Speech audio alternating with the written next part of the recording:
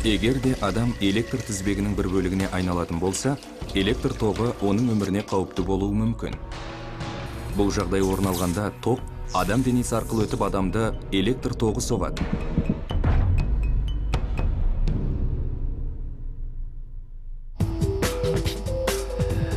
Біз ток соғудан екі түрлі жолмен қорғана аламыз. Ток өткізбейтін материалдардан физикалық кедергі жасау арқылы денемізді оқшаулап, электр тізбегінің бір бөлігіне айналмауымызға болады. Электршілер токтың қол бойымен өтуінен сақтану үшін арнайы резеңке қолғаптар киеді. Электр тоғы жерге жету үшін әрқашан кедергісі аз жол іздейді. Кедергісі аз болатын балама жолдар жасау арқылы электр тоғының өтуін бақылауға болады.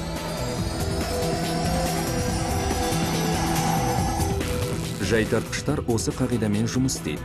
Олар жоғары өткізгіштік арқылы найзағай тоғын жерге еш кедергісіз өткізеді.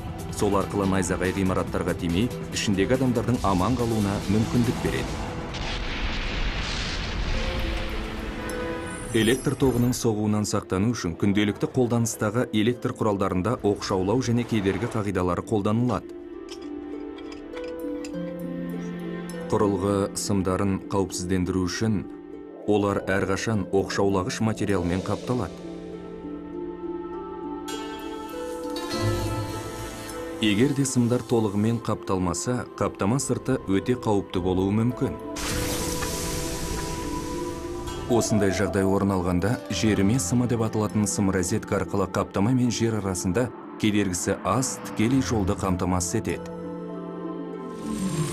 Осы жол бойымен күшті электр тоғы өткен кезде, құрылғының сақтандырғышы істен шығып, тізбек бұзылады. Осылайша, сіздің өміріңізге төнген қауіп сейіледі.